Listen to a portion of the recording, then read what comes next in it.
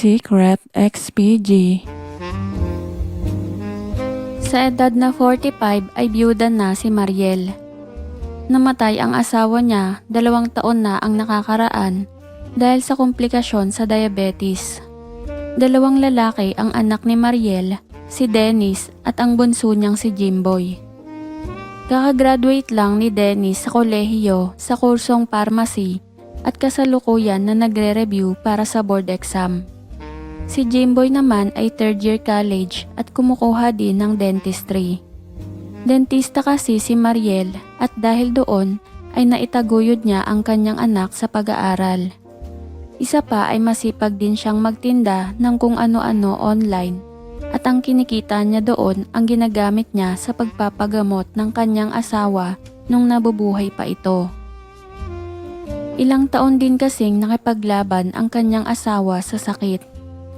Marami ang nagsasabi na muling mag-aasawa si Mariel dahil kahit lampas 40 na ay may itsura pa rin siya. Maalaga kasi sa katawan si Mariel at mahilig itong mag-ehersisyo. Nagiging tampulan din ng tukso si Mariel ng kanyang mga kaibigan dahil baka daw hindi makatiis ang ginang na hindi mag-asawa dahil mahilig daw ito. Bagay na ibig patunayan ni Mariel na magagawa niyang paglabanan ang pag-aasawa para sa kanyang mga anak. Hanggang maaari ay ayaw na niyang mag-asawa muli dahil sa kanyang karanasan sa kanyang asawa nung nabubuhay pa ito. Mahilig mambabae ang kanyang asawa pero bukod doon ay wala naman itong ibang bisyo.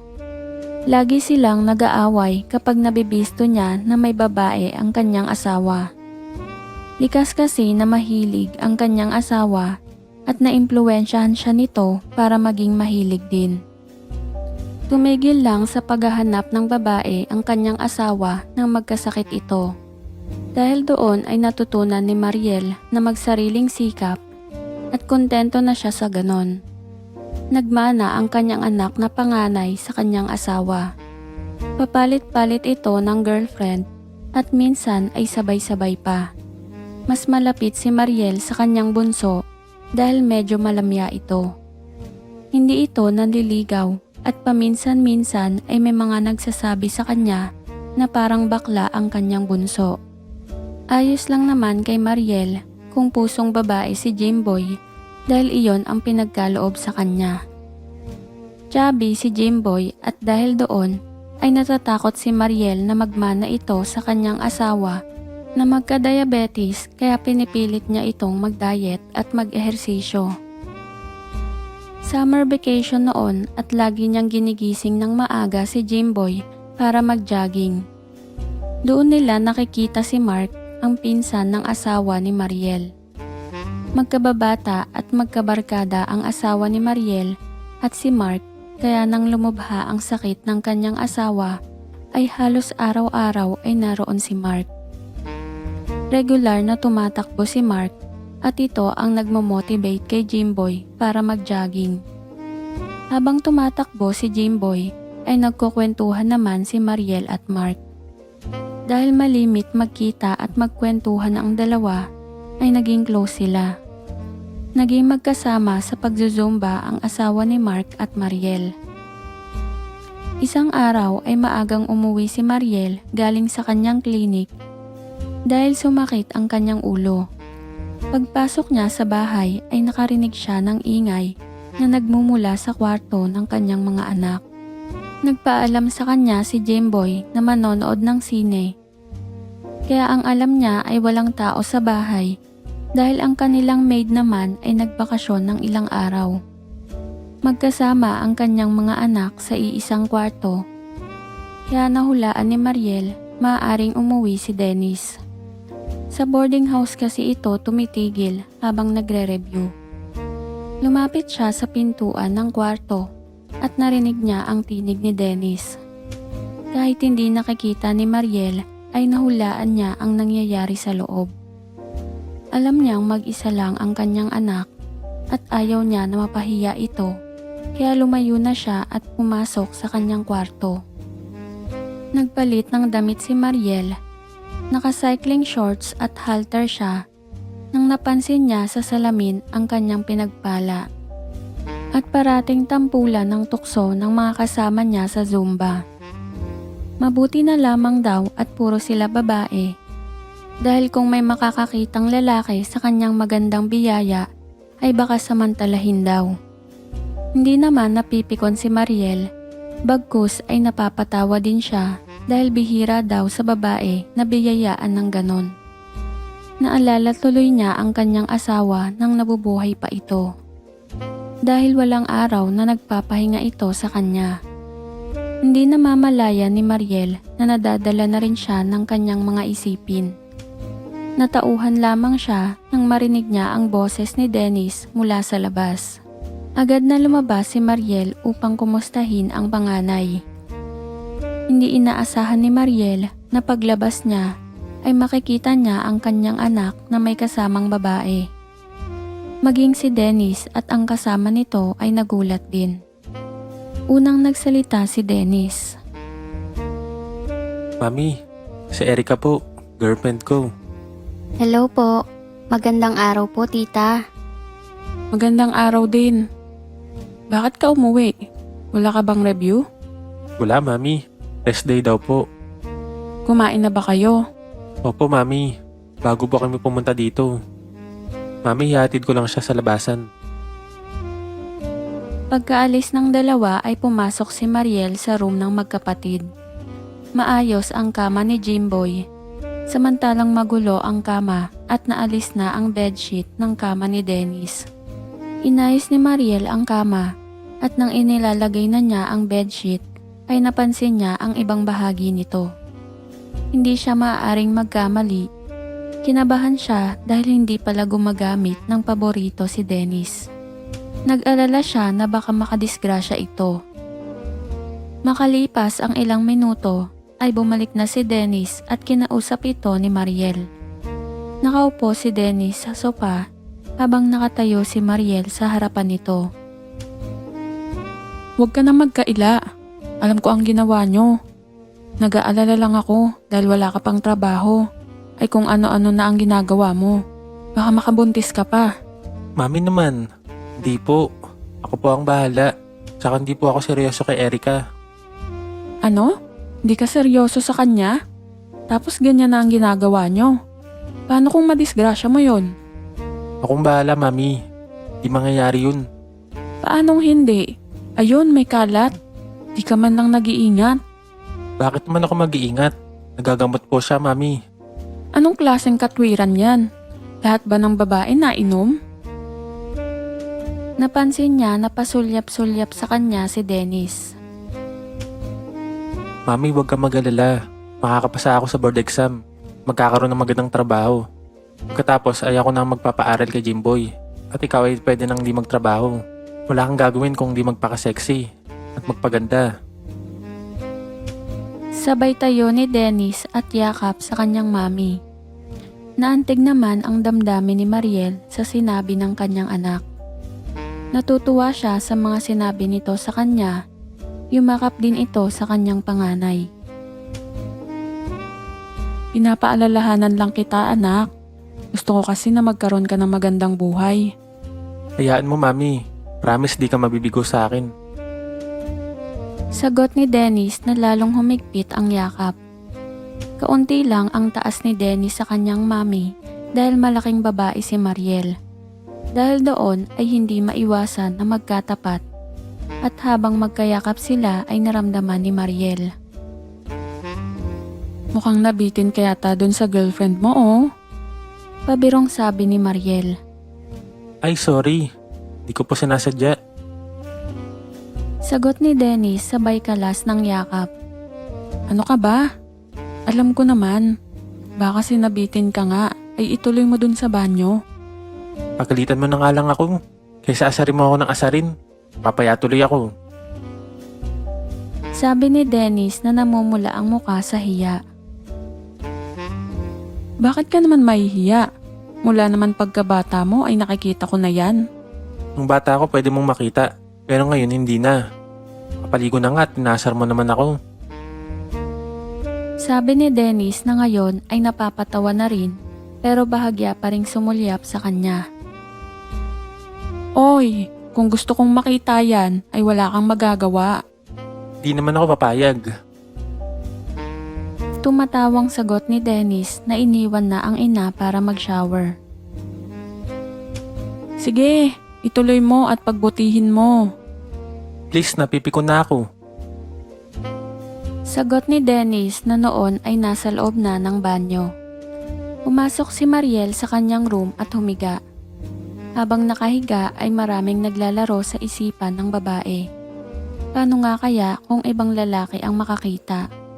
Totoo kaya ang sinasabi ng kanyang mga kaibigan na baka may gawin? Maging ang kanyang anak ay napatingin. Kung sa bagay, maaaring nagtataka lang ito katulad ng mga babae na kasama niya sa pagsusumba. Pero bakit iba ang naging resulta kay Dennis kanina? Imposible naman na tinablan ito. Baka naman tama ang kanyang hinala na nabitin lang ito. Nakatulugan na ni Mariel ang pag-iisip.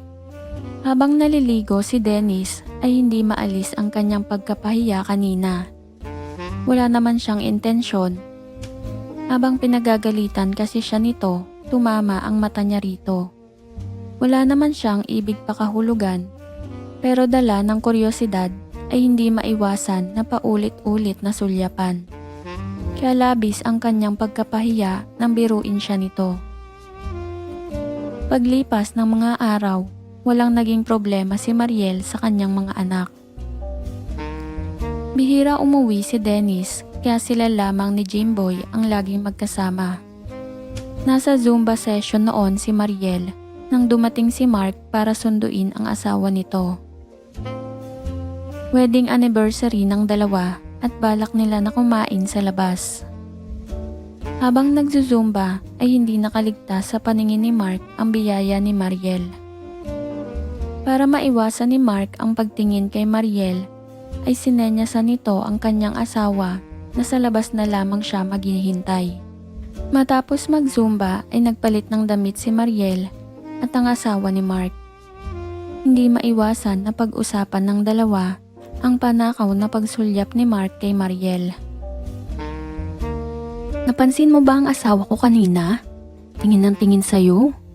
Pasensya ka na sa kanya ha?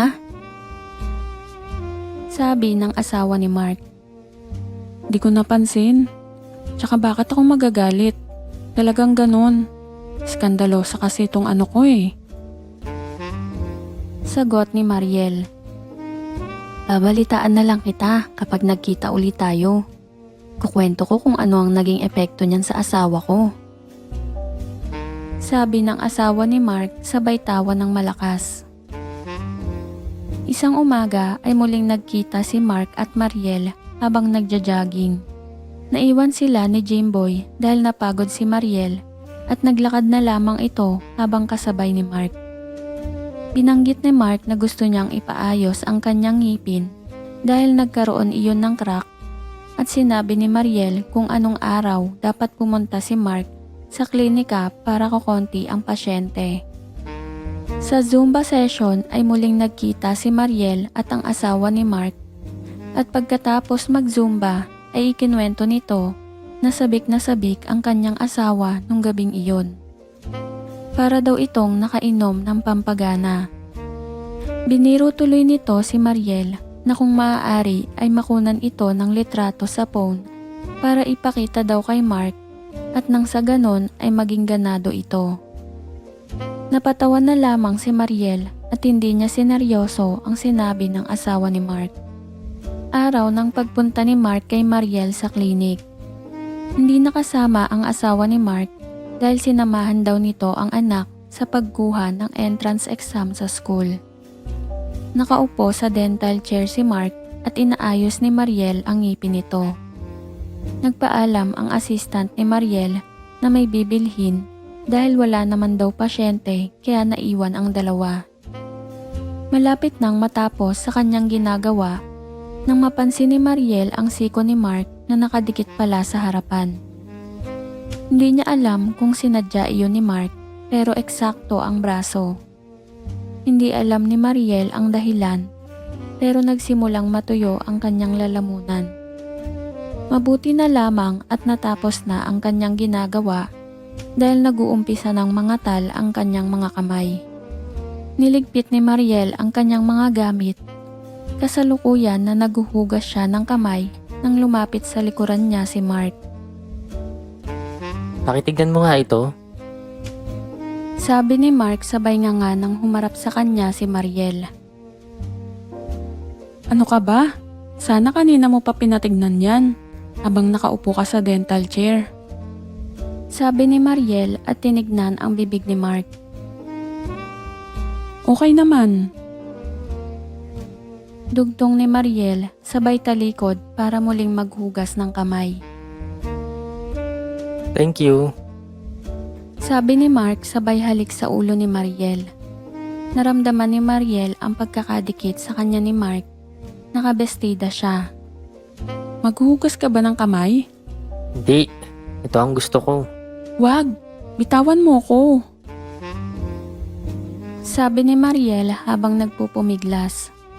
Pero bingi si Mark, patuloy ito habang yakap ito mula sa likuran. Patuloy sa pagpupumiglas si Mariel pero hindi ito naging hadlang kay Mark. Mark, mali itong ginagawa mo.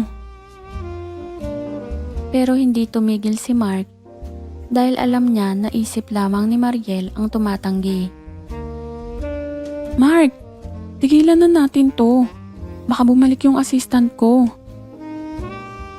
Natuwa si Mark sa narinig dahil ibig sabihin ay payag na si Mariel. Hanggang sa narinig nila ang pagbukas ng pintuan ng klinik. Walang ibang makakapasok doon kundi ang assistant ni Mariel dahil nakakandado iyon at tanging ito lamang ang may susi. Nagmamadali na inayos ng dalawa ang kanilang mga sarili at eksakto na pagpasok ng assistant ni Mariel ay nadatnan nito na naguhugas ng kamay ang babae samantalang si Mark ay nasa CR nagtago. Pagkatapos noon ay pinilit ng iwasan ni Mariel si Mark. Nakakonsensya siya dahil kaibigan niya ang asawa nito. Isa pa ay bayaw rin niya ito dahil pinsan ito ng kanyang namayapang asawa. Bukod sa magkababata at magkaibigang matalik ang dalawa, pero may hangganan din ang pagpipigil ng bawat tao. Natural lamang na makaramdam ng pagkasabik si Mariel at isang gabi ay kailangan niyang paalpasin ang kanyang nararamdaman. Palibhasa ay nagsosolo siya sa kwarto, ngunit parang may kulang pa rin. Kahit labag sa kanyang kalooban, ay napilitan si Mariel na kunin ang kanyang cellphone. Tatawagan niya ang asawa ni Mark at kunwari ay magpapasama siya kay Mark. Pero hindi niya makontak ang number kaya walang nagawa si Mariel kung hindi mag-isip ng ibang paraan para maibsan ang pag-iinit. Naalala niya na kaninang tanghali ay bumili ng talong ang kanyang maid. Balak kasi niyang magtorta kinabukasan dahil iyon ang paborito ng kanyang mga anak. Lumabas ng silid si Mariel at kinuha sa refrigerator ang supot kung saan nakalagay ang mga talong. Nang makapili ay dumiretso na sa kanyang silid. Makaraan ang ilang oras ay naging abala na siya. Nang biglang kumatok sa pintuan si Jimboy. Hindi malaman ni Mariel ang gagawin. Nalimutan niya na hindi nakalak ang pintuan. Anumang sandali ay papasok na ang kanyang anak, kaya sa katarantahan ay nila niya ang kumot at nagtakip. Nabuksan ang pinto at pumasok si Jimboy. Tumabi ito sa kanya at nakasimangot na humiga sa kama. Bakit nakasimangot ka? Tanong ni Mariel na hindi mapakali. Si kuya kasi, naasar ako. Bakit daw wala akong girlfriend? Siguro ay bading daw ako. Hindi ka pa nasanay sa kuya mo. Lagi ka naman yan inaasar. Nakakainis kasi. Anong magagawa ko kung di ako nagkagusto sa girl? Bakit naman ayaw mo sa girl? Ano ba ang gusto mo? Ewan ko. Di ko alam. Ayaw ko manligaw. Hindi ka ba nagkaka-crush sa girl? Wala ka bang nararamdaman kapag nakikita ka ng mga sexy na babae? Tanong ni Mariel na naghihinala na sa pagiging bakla ng anak. Anong nararamdaman, Mami? Nagagandaan ako sa ibang girls. Pero hindi ko maintindihan yung sinasabi mo na dapat kong maramdaman. Na in love ba? Yung kapag nakakakita ka ng sexy na picture ng babae, ano ang nararamdaman mo? Wala, Mami. Kasi kung talagang gay ka, dapat ay hindi ka magalit kapag inaasar ka ng kuya mo. Di ko alam ang mararamdaman ko, Mami. Di pa naman ako nakakita ng mga kakaibang photo at video ng mga babae. Gusto mo ba? Tignan lang natin ang reaksyon mo kapag nakakita ka. Sabi ni Mariel na may nabuong idea. Paano? May mga videos ka sa cellphone mo? Ikuha mo muna ako ng tubig at nauuho ako. Utos ni Mariel na nagsisimulang matuyo ang lalamunan. Paglabas ni Jimboy ay tatayo sana siya nang sumilip si Dennis sa pintuan. Nagtanong ito kung nasaan si Jimboy. Inutusan kong kumuha ng tubig. Bukas ay mag-uusap tayo, Dennis. Tigilan mo na ang pangaasar sa kapatid mo. Nakakainis kasi siya. Ayaw magpakalalaki. Lalabas po muna ako. Mag-print lang ako ng reviewer sa computer shop. Naubos po kasi ang ink ng ating printer. Huwag ka magtatagal. Pagkaalis ni Dennis sa pintuan ay agad naman pumasok si Jimboy. Ibinigay ni Jimboy ang tubig at habang nakaupo sa kama ay umiinom si Mariel. Balak sana ni Mariel na hanapin ang katalog ng Avon na hiniram niya sa isang kaibigan pero hindi niya matandaan kung saan niya naitago yun. May mga pictures kasi doon ng mga babae at iyon ang balak niyang ipakita sa kanyang bunso. Hindi niya magawang maghanap dahil kapag tumayo siya ay makikita nito ang kanyang sitwasyon. Biglang naalala ni Mariel noong pinagagalitan niya si Dennis. Sumulyap ito sa kanya. Maaari na naapektuhan si Dennis. Pwede siguro na subukin niya kay Jimboy kung maaapektuhan din ito. Jimboy, may gagawin ako. Pero walang makakaalam na kahit sino. Ito ang pagbabasehan ko kung pusong babae ka o hindi. Ano yun? Wag na kaya. Di na siguro kailangan. Saglit lang to. Umikit ka at huwag kang magmulat hanggat di ko sinasabi. Tumayo si Mariel at naganda. Okay, magmulat ka na. Oh, bakit ganyan ka? Feeling mo model ka, Mami. Mataray na tanong ni Jimboy. Wala kasi akong photo ng babae. Nag-improvise na lang ako. Ano naman ang mapipil ko? Eh, Mami kita. Ew! Naisip ni Mariel na tama nga naman. Ano nga ba naman ang magiging epekto nito para sa kanya kung siya ang magiging halimbawa? Pero sumagot ka ng totoo. Wala ka talagang nararamdaman kahit kapiraso? Ano ba naman ang mga tanong mo? Ganyan ka na ba kadesperada? Para lang matiyak kung lalaki ako? Sagot ni Jimboy na biglang tumayo. Ayan oh, magkatulad na tayo. May epekto ba sa'yo? Tanong ni Jimboy na bumungis-ngis. Humiga si Jimboy sa kama na walang pakialam sa kanyang itsura. Anak, bawasan mo ang kain mo.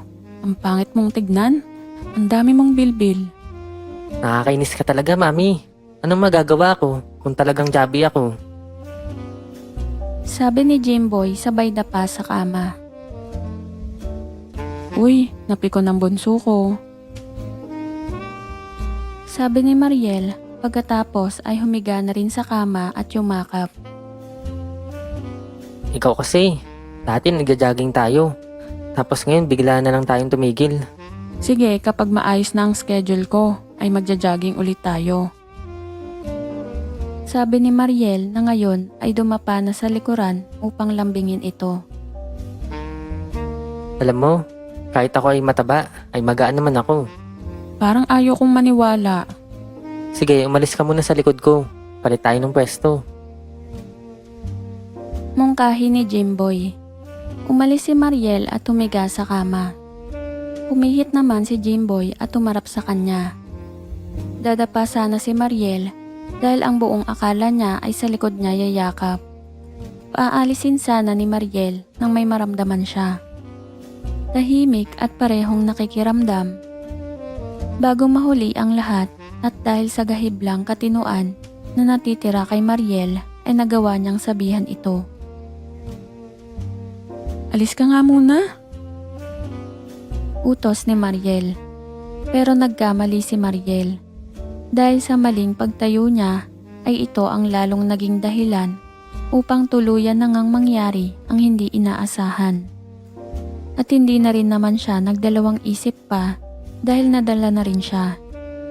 Bagamat wala mang sapat na kaalaman si Jimboy, ay maayos niya itong nagabayan sa tamang gagawin at dahil doon ay lumakas ang loob ni Jimboy. Matapos ang lahat ay bigla siyang bumalik sa katinuan. Nangamba si Mariel dahil posible pa rin siyang makabuo at isang napakalaking problema kung mangyari man ito. Kahit nagsisisi, ay isang bagay ang ikinatuwa ni Mariel sa nangyari. Hindi binabae ang kanyang bunso. Matapos ang insidente ay pinilit ni Mariel na maging normal ang sitwasyon sa pagitan nila. Nabawasan ang pag-aalala ni Mariel dahil nagkaroon siya ng buwanang dalaw. Hindi na niya inungkat pa rito ang nangyari dahil mas lalo silang maaasiwa sa isa't isa. Ganon din naman si Jimboy. Batid kasi niya na isang malaking pagkakamali ang nangyari kaya pinilit niya na alisin iyon sa kanyang isipan. Pero kahit paano ay may nabago. May mga pagkakataong hindi maiwasan na naaasiwa sila. Umaasa na lamang si Mariel na hindi magtatagal at mababaon din sa limot ang nangyari at muling babalik sa dati ang pakikitungo nila sa isa't isa. Isang tanghali ay umuwi si Dennis dahil naiiwan niya ang iba niyang requirements para sa application sa pagkuha ng board exam. Biyernes noon at nasa clinic ang kanyang mami habang ang kanyang kapatid naman ay nasa school at pasado 5:00 na bago ito makauwi. Balak ni Dennis mapagbigyan ng sarili dahil wala si Jimboy at solo niya ang kwarto. Matagal na kasi niyang hindi nagagawa ito. Ilang linggo na kasi na hindi sila nagkikita ni Erica dahil isinama ito ng mga magulang sa Davao. Pagdating sa bahay ay nadatnan niya ang kanilang maid na si Jessa na bitbit ang maruruming damit. Bakit ka umuwi? Tanong ni Jessa. May naiwan ako na kailangan dalhin sa PRC bukas. Dala mo bang mga marurumi mong damit? Akin na. Susunod ko na lang sa'yo. Halo-halo pa dito sa bag ko. Tsaka isasama ko na rin itong suot ko. Nang mapag-isa ay agad na pumasok si Dennis sa loob ng kwarto. Ibibigay na lamang niya kay Jessa ang kanyang maruming damit matapos gawin ang balak. At agad na binuksan ang kanilang desktop computer.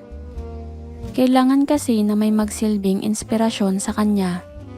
Nakasanayan na niya ang panonood sa internet. Lumipas ang ilang minuto pero ayaw pa rin mag-load ng browser. Doon lang natuklasan ni Dennis na walang connection sa internet ang kanyang computer. Kahit naiinis ay humiga na lamang siya sa kama at nagpatuloy habang iniisip ang kanyang girlfriend. Nasa kasarapan si Dennis ng pag-iisip nang marinig niya ang boses ni Jessa mula sa likod bahay. Dennis, dalhin mo na ang damit mo dito. At nag-uumpisa na ako maglaba. Sigaw ng maid. Secret XPG. Nawala sa konsentrasyon si Dennis dahil nabulahaw siya sa boses ng kanilang maid. Naiinis na tumayo ang binata at binuksan ang bintana ng kanyang kwarto. Halos katapat kasi noon ang laundry area at dahil tinatamad siyang lumabas ay balak niya na sa bintana na lang iabot ang kanyang maruming damit. Bahagyang binuksan ni Dennis ang steel window at sinilip si Jessa. Kung bubuksan kasi niya agad ang bintana, ay baka makita ng kanilang maid ang kanyang kalagayan. Ilulusot na lang niya sa siwang ang kanyang mga damit at bahala na si Jessa na pulutin iyon. Pagsilip ni Dennis ay nakita niya si Jessa na nakaupo sa bangkito at nagkukusot ng mga damit habang nakasalang sa washing machine ang iba namang damit. Nakatungo ito at ngayon lang nakaagaw ng kanyang atensyon ang itsura ng kanilang maid dahil sa pagkakapwesto nito. Ngayon lang napagbasdang mabuti ni Dennis ang kanilang maid. Medyo kayumanggi ito at bilugan ang katawan. Hindi ito masasabing maganda pero hindi naman ito pangit. Tansya ni Dennis ay mahigit 30 anyos na ito at ang pagkakaalam niya ay may asawa ito at isang anak na naiwan sa kanilang probinsya. May pumasok sa isip ng binata. Ano kaya at patusin niya ang kanilang maid? Mas mabuti na iyon kesa sa ginagawa niya ngayon. Nag-ayos si Dennis at binitbit ang marurumi niyang damit. Pupuntahan niya si Jessa sa laundry area. Sa pagkukusot, nakatuon ang isip ni Jessa. Nakasanayan na kasi niya nakusutin ang mga underwear at iba pang masiselang damit ni Mariel. Hindi na malayan ni Jessa na nakalapit na sa kanya si Dennis. Inilapag niya ang maruruming damit habang pasimple na tinitignan ang kanilang maid. Nagulat si Jessa nang namalayan na nasa harapan na pala niya si Dennis. Kumpleto na ba yan? Baka may nalimutan ka pa. Wala na. Teka nga pala, tong suot kong short, palaban ko na rin. Kaya lang sayang naman kung magpapalit ako. Di pa ako nakakapaligo. Maligo ka na at saka mo dalhin yan sa akin. Napansin ni Jessa ang pasimpleng pagsulyap ni Dennis sa kanya. Nakadama ng pagkagalak si Jessa dahil hindi niya akalain na magkaka-interes sa kanya ang anak ng kanyang amo. Bukod kasi sa magaganda ang mga nagiging girlfriend nito, ay may itsura din si Dennis. Kaya para kay Jessa ay imposible na magkaroon ng pagtingin ito sa kanya. Kung tutuusin ay wala namang mawawala sa kanya. Kaya naisipan ni Jessa na pagbigyan ang hilig ng binata. Kunwari ay baliwala kay Jessa. Sinulyapan ni Jessa si Dennis at napansin na parang umeepekto ang kanyang ginagawa. Inilapit ni Dennis ang mga maruruming damit sa tabi ng kanilang maid. Alam ni Jessa na dahilan lang iyon ni Dennis upang mas mapagmasdan siya nito. Nawawala na sa katinuan si Dennis. Magsashower na ako. Paano itong suot kong short? Kukunin ko na lang pagkatapos ko dito. Ilagay mo na lang sa hamper. Sagot ni Jessa. Makalipas ang ilang minuto ay natapos si Jessa sa pagkukusot ng mga damit. Tumayo siya at binanlawan ang kanyang mga kamay upang maalis ang sabon. Pumasok siya sa loob ng bahay para kunin ang hinubad ni Dennis. Samantala, si Dennis ng sandaling iyon ay nagmamadali na humiga sa kama at nagkunwaring tulog nang makita niya na tumayo na si Jessa para kunin ang kanyang damit.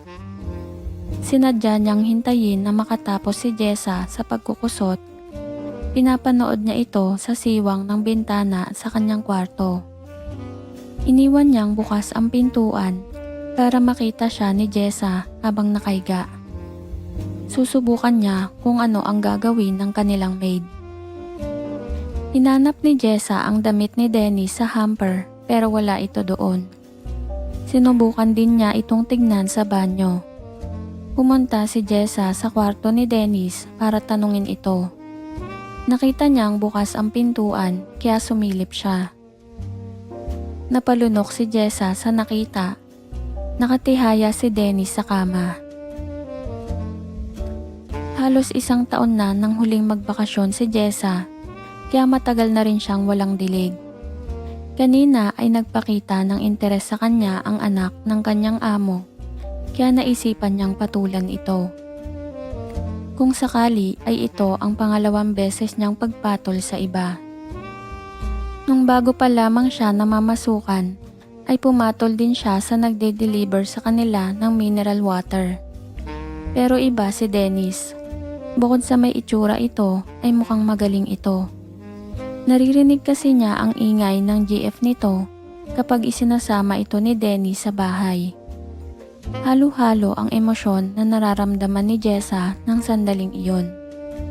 Kinakabahan siya dahil baka mapahiya siya kapag hindi siya pinatulan ni Dennis. Pumasok si Jessa sa kwarto at pinulot ang damit ni Dennis. Sinasadya ni Jessa gumawa ng ingay para magising ang binata. Ayaw kasi niya na siya ang maunang gumawa ng hakbang. Nakapikit ang mata ni Dennis at hinihintay kung ano ang susunod na hakbang na gagawin ni Jessa.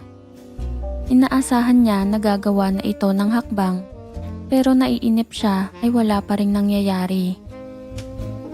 Bahagyang nagmulat ng mata si Dennis at nakita niya si Jessa na nakatalikod sa kanya. Nakaipit sa kilikili nito ang hinubad niyang short habang isinasampay ng maayos ang tuwalya na ginamit niya sa pag-shower. Eksakto na biglang pumihit si Jessa at hindi na nagawang ipikit ni Dennis ang kanyang mata para magkunwaring natutulog. Ay, sorry. Naabala ko ang pagtulog mo. Okay lang. Sagot ni Dennis na napatulala kay Jessa. Ito lang ba ang lalaban ko? Baka may nalilimutan ka pa. Tanong ni Jessa na pasulyap-sulyap kay Dennis habang nakaiga ito sa kama. Pwedeng pakilaban na rin yung medyas ko. Nasa loob ng rubber shoes ko. Sagot ni Dennis na ngayon ay bumabangon at umalis sa kama. Muling tumalikod si Jessa at hinanap ng mata ang rubber shoes ni Dennis. Nakita niya iyon sa sulok ng kwarto. Nilapitan niya iyon at tumungo para damputin ang sapatos. Kasunod naman ni Jessa si Dennis. Nakatitig siya habang nasa likuran ng kanilang maid na bahagyang nakatungo. Lalong hindi makapag-isip ng tama ang binata. Kailangan nang maituloy kahit na ano ang mangyari. Inawakan ni Dennis ang balakang ni Jessa. Dennis, anong ginagawa mo? Tanong ni Jessa na kunwari ay nagtataka pero ang totoo ay nagpapakipot lamang siya. Ate Jessa, pagbigyan mo ako. Pwede ba? Ha? Baka mahuli tayo. Mamaya pa naman uuwi si na Mami at Jimboy. Sige na. Naglalaba ako. Di ko matatapos yun. Saglit lang naman tayo. Nakalauna pa lang. Pasado alas 5 pa darating si na Mami. Katwiran ni Dennis na ngayon ay inaakay na si Jessa papunta sa kama. Doon ay hindi na nga nila napigil pa ang damdamin ng bawat isa. At kusa nang nagpaubaya sa kung anong bagay man ang dapat na mangyari. Sana noon pa natin ginawa to. Mula ngayon, palagi na natin tong gawin. Basta may pagkakataon. Sige. Napipilitang pagsang-ayon ni Dennis kahit wala siyang balak na regular gawin iyon. Tatapusin ko muna yung nilalaban ko. Sabay alis sa tabi ni Dennis. Dinampot ni Jessa ang kanyang damit at gusto pa sanang humirit ni Dennis. Mamaya na. Tatapusin ko muna ang ginagawa ko. Mamaya mo natapusin yun. Walang kamalay-malay ang dalawa na nang sandaling iyon ay nakapasok na sa loob ng bahay si Mariel. Maaga itong umuwi dahil nawala ng kuryente. Sumabog ang transformer ng Meralco malapit sa kanyang klinik at matatagalan pa bago ito maayos, kaya minabuti ni Mariel na umuwi na lang ng maaga.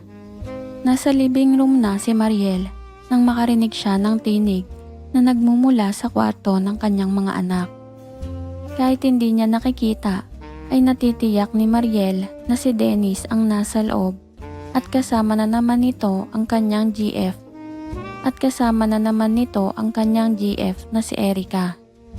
Sinilip niya ang pasilyo papunta sa kwarto ng kanyang mga anak. Bukas ang pintuan. Naisip niya na napakapabaya ng kanyang mga anak dahil hindi man lamang naisip nito. Naisip niya na napakapabaya ng kanyang anak dahil hindi man lang naisip nito na maaari silang makita ng kanilang maid. Saka lamang napansin ni Mariel na parang wala sa bahay si Jessa. Maaaring gumawa ng paraan si Dennis para mapaalis ito at masolo nila ni Erica ang bahay.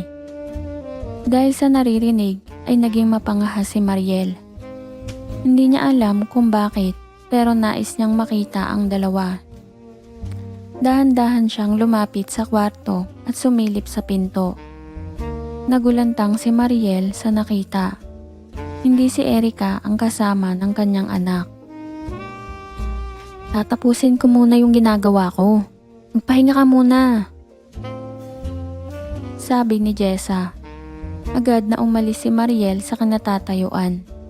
Nagtungo siya sa living room at binuksan ang pintuan. Kunwari ay kararating lang niya. Nagulat si Jessa nang makita si Mariel. Ma'am, bakit maaga kayong umuwi?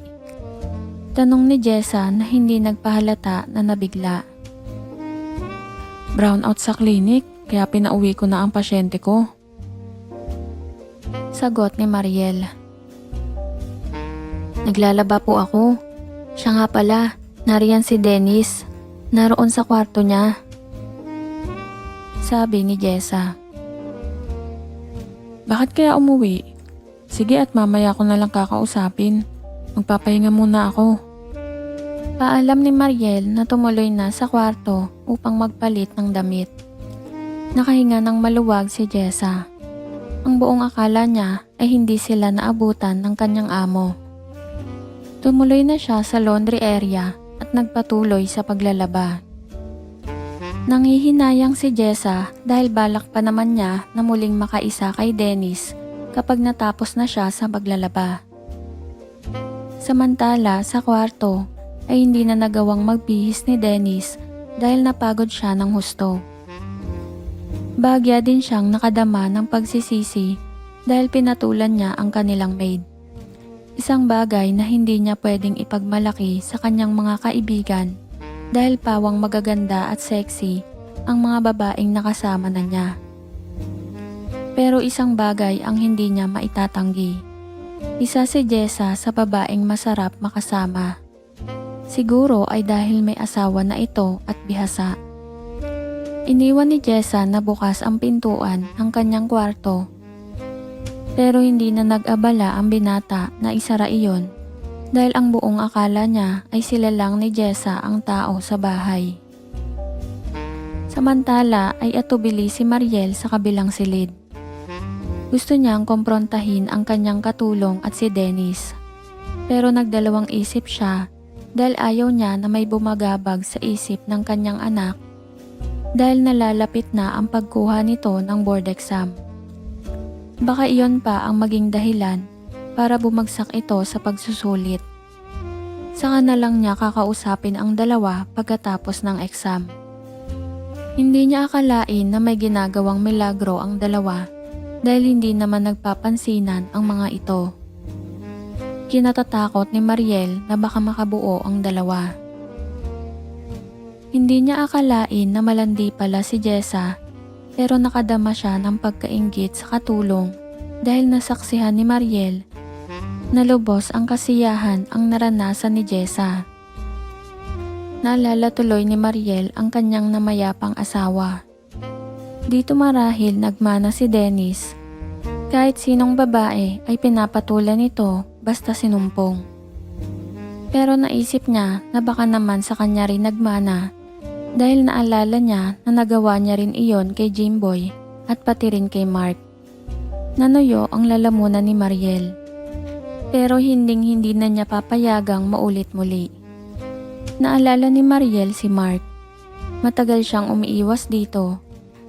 Maaari niyang ituloy ang naudlot dito kahit isang beses lang para kahit paano ay mabawasan ang pagkalungkot niya. Nanatili sa kwarto si Mariel at paglipas ng halos 1 oras ay hindi na makapagpigil si Ginang dahil sa kanyang nasaksihan. Lumabas siya ng kwarto para maghanap ng magagamit sa kusina. Paglabas niya ay nakita niya na bukas ang kwarto ni Dennis. Bagay na hindi niya napansin kanina. Naisipan ni Mariel na puntahan ang anak para tanungin kung bakit ito umuwi. Isa pa ay nagbabaka sakali siya na maalis ang kanyang nararamdaman kung sakali na malibang siya sa pakikipag-usap. Patungo na si Mariel sa kwarto. Wala siyang kamalay-malay na nakahiga si Dennis sa kama at walang kahit anuman. Biglang tumunog ang kanyang phone. Nakapatong iyon sa lamesita sa living room. Bumalik si Mariel at kinuha ang kanyang phone. Si Mark ang nasa kabilang linya. Hello, Mariel. Bakit sarado ang klinik mo? Narito ako ngayon. Ha? Nawalan kasi ng kuryente kaya umuwi na ako. Bakit? Tanong ni Mariel habang mabilis na tumitibok ang kanyang dibdib. Tanggal kasi yung pasta na nilagay mo. May nakagat kasi akong maliit na bato. Mas mabuti siguro ay sa ibang araw ka na lang magpaayos ng ngipin. May kuryente na kasi dito. Baka naman pwede na ngayon. Naisip ni Mariel na umuwi na ang kanyang assistant at wala din pasyente na pupunta dahil na-cancel na ang appointment ng mga ito sa kanya. Sila na lamang ni Mark ang tao sa klinik. Mas lalong kinabahan si Mariel. Ito na ang tamang pagkakataon para maibsan ang kanyang hinahanap-hanap. Agad nag-ayo si Mariel at nagpaalam kay Jessa na muli siyang babalik sa klinik. Nang sandaling iyon ay nagsasampay na si Jessa. Lihim na nagalak ito dahil may ilang oras pa na solo nila ang bahay. Matapos magsampay ay agad itong pumunta sa kwarto ni Dennis. Nakahiga si Dennis sa kama. Naganda si Jessa at pagkatapos ay tumabi kay Dennis. Samantala ay naglaho ang pananabik ni Mariel nang datnan niya si Mark na kasama ang asawa nito habang hinihintay siya. Ang buong akala ni Mariel ay walang kasama ang lalaki. Walang imikan ang dalawa habang inaayos ni Mariel ang ngipin ni Mark. Naghihintay ang asawa ni Mark na si Karen sa waiting area ng klinik at tahimik itong nagbabasa ng magazine. Malapit nang matapos si Mariel nang maramdaman niya na dumikit ang siko ni Mark. Hindi umimik si Mariel at ipinagpatuloy ang kanyang ginagawa. Manaka-naka ay sumusulyap siya sa pasilyo papunta sa waiting area dahil baka pumasok si Karen. Lumipas ang ilang minuto at tapos na si Mariel pero nagkunwari siyang may inaayos pa. Hindi nagtagal ay sinabi ni Mariel na tapos na sila at inayos na ni Mariel ang kanyang mga gamit. Eksakto na pumasok si Karen na bahagyang ikinagulat ng babae dahil muntik na silang maabutan ng asawa ni Mark.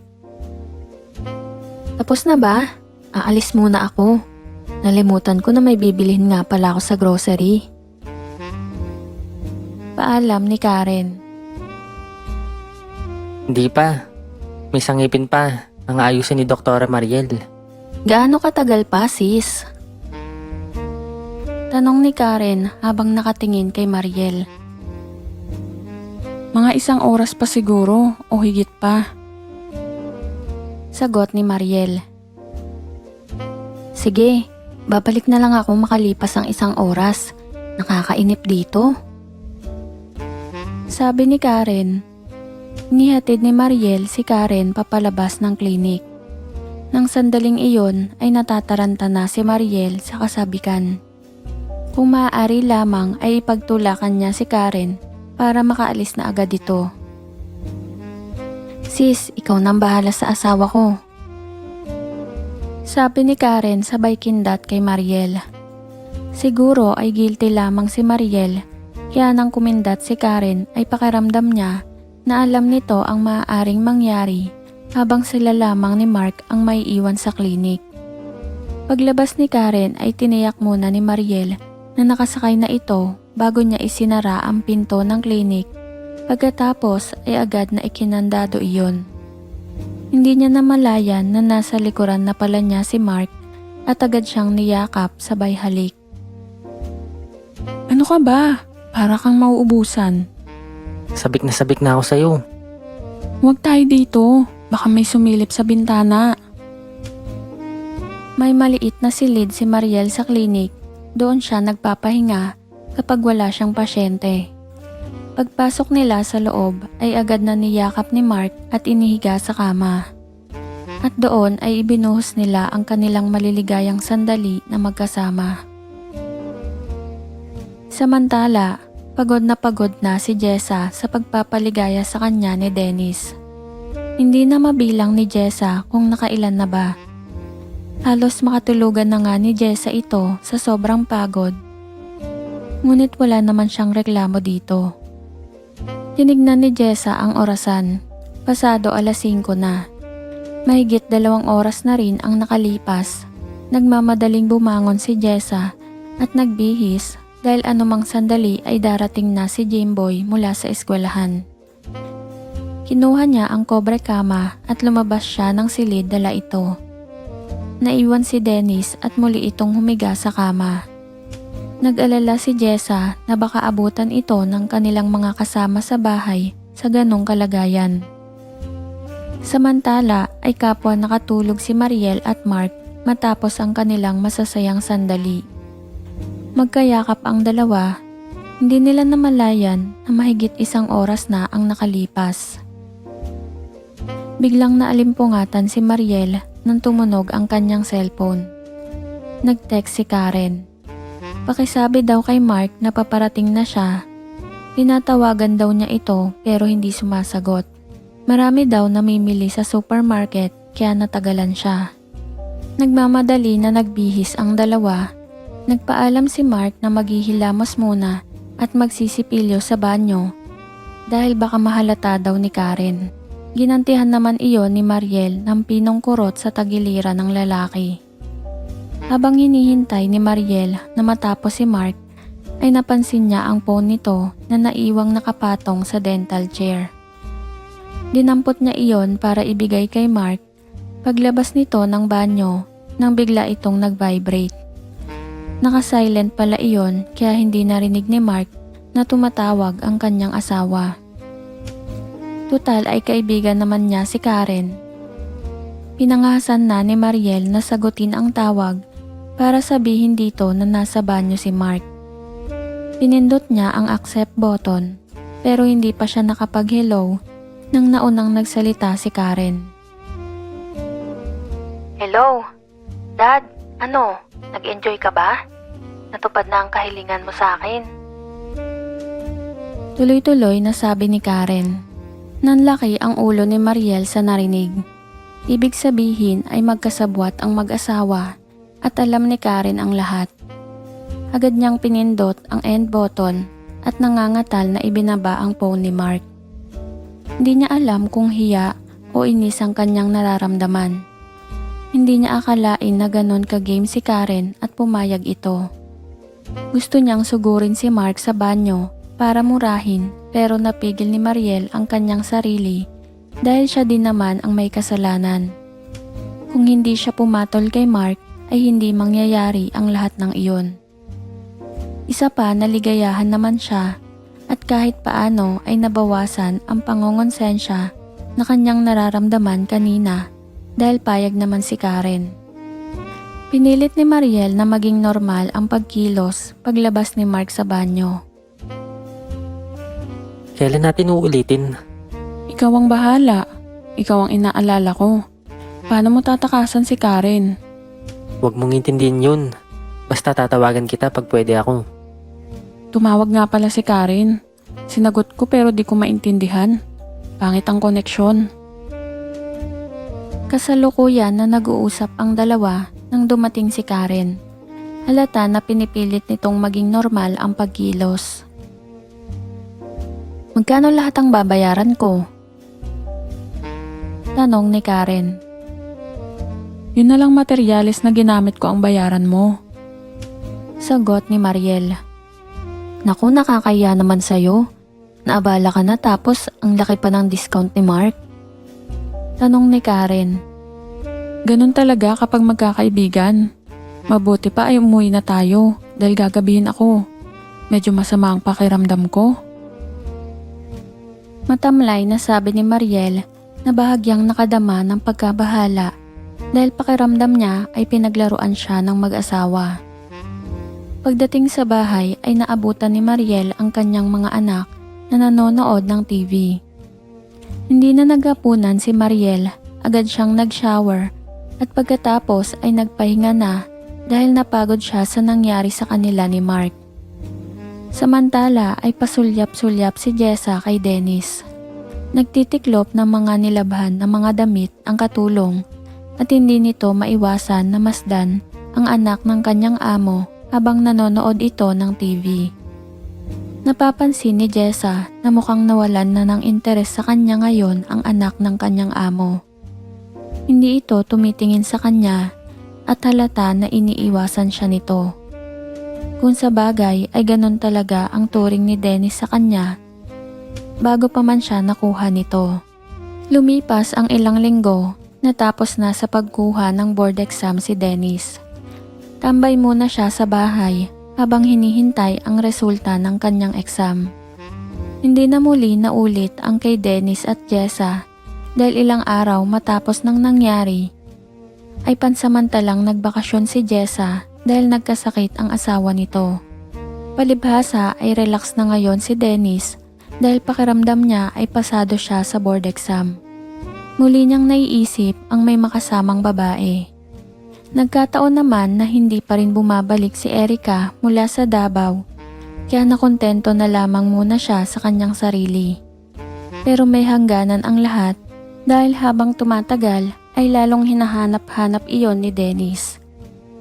Wala naman siyang pera para kumuha ng pwedeng upahan. Isa pa ay natatakot din siyang mahawa ng sakit.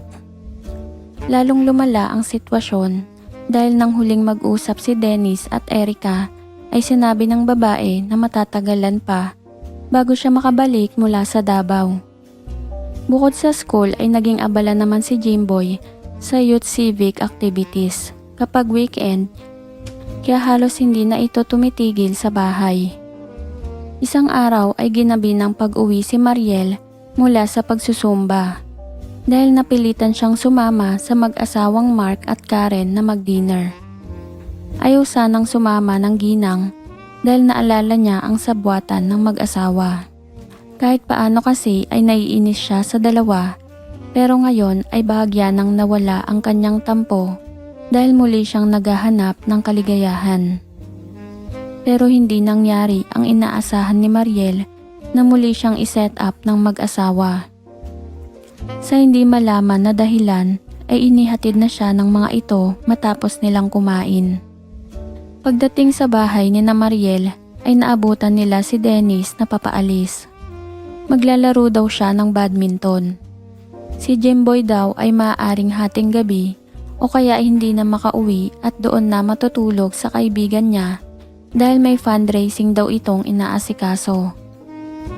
Umalik lang ito sa pisngi ng kanyang mami, bumati sa mag-asawang Mark at Karen. Napansin ni Mariel ang kakaibang tingin ni Karen sa kanyang anak. Bagay na hindi rin nakalampas kay Mark. Di ko na halos makilala si Dennis. Binatang binata na at napakagwapo. Sabi ni Karen. Mabuti nga at hindi nakapag-asawa ng maaga. Napakahilig sa babae. Manang-mana sa daddy niya. Nakatawang sabi ni Mariel. Ilang sandali pa ay nagpaalam na ang mag-asawa. Naiwan si Mariel na nakakaramdam ng paghihinayang dahil buong akala niya ay muli siyang masiset up ng mag-asawa. Sa ganoong paraan kasi ay hindi siya nakokonsensya dahil may basbas naman ni Karen. Nanunuyo ang lalamunan ni Mariel dahil nakakaramdam siya. Kapag nagbabadminton si Dennis ay halos 11:00 na ito nakakauwi. Pasado 8:00 pa lang ng gabi at may ilang oras pa si Mariel. Naisipan niya na mapag-isa kaya agad siyang nag-shower. At pagkatapos ay pumunta siya sa refrigerator para maghanap ng magagamit. Naalala ni Mariel na talong ang ginagamit niya nung nakaraan. Ngunit sa malas ay walang talong. Nailuto na siguro ng mga anak niya ang binili niya kaninang umaga. Isinara niya ang refrigerator at paalis na sana siya sa kusina nang mapansin niya ang supot ng ibang gulay na binili niya kaninang umaga. Binuksan niyon ni Mariel at tumambad sa kanya ang ilang piraso ng ampalaya. Mahilig kasi sa ensaladang ampalaya si Dennis. Minsan nga ay kinain na niya iyon ng hilaw. Dahil sa paniniwala ng binata ay isang paraan iyon para makaiwas siya sa diabetes. Ayaw kasi niya na matulad sa kanyang daddy. Kinuha ni Mariel ang isa at sinuri iyon. Pwede ito. Sabi ni Mariel sa sarili. Hinugasan ni Mariel ang ampalaya, tiniyak niya na malinis iyon at pagkatapos ay nagpasya na siyang magkulong. Sa kwarto. Patungo na si Mariel sa kanyang silid nang maisip niya na hindi na niya kailangan na magkulong dahil nag-iisa naman siya sa bahay. Kasalukuyang abala si Mariel ay paparating naman si Dennis. Na-sprain ang paa ng kapartner nito sa badminton at inihatid niya ito pauwi. Naisip na rin ng binata na umuwi dahil nagugutom siya. Medyo naimasmasan na si Mariel nang marinig niya na bumukas ang pintuan sa living room. Alam niya na isa iyon sa kanyang mga anak dahil nakalak ang pinto at may susi ang mga ito. Agad na tumayo ang ginang at inayos ang sarili. Mami, gising ka pa pala? Sabi ni Dennis na bahagyang nagulat nang madatnan ang kanyang mami sa kusina habang inaayos ang tuwalya na nakabalot dito. Matutulog na ako. Iinom lang sana ako ng tubig. Bakit maaga kang umuwi? Sabi ni Mariel na kinabahan dahil buntik na siyang abutan. Hinatid ko pa uwi ang kaibigan ko. May sprain ankle kasi siya. Tinamad na ako maglaro. Nagutom kasi ako eh. Maiwan na kita dyan. Inaantok na ako. Sige mami, good night. Aba, may ampalaya pala. Ito na lang kakainin ko. Sabi ng binata sabay dampot sa gulay na nasa plato at walang sabi-sabing kinagat iyon. Dennis, ugasan mo muna yan. Iba't ibang insecticide ang na-spray dyan. Okay lang yun mami. Dati ko nang ginagawa to. Di naman ako nagkakasakit. Bahala ka. Napakatigas ng ulo mo.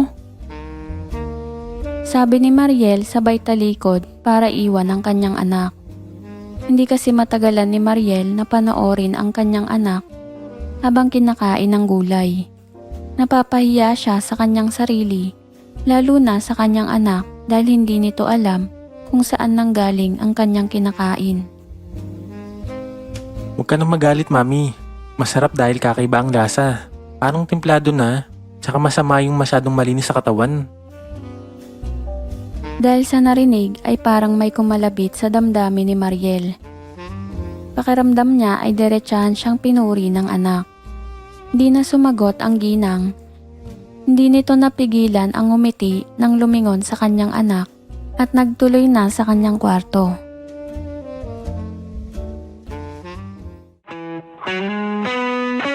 Mag-subscribe sa Secret XPG.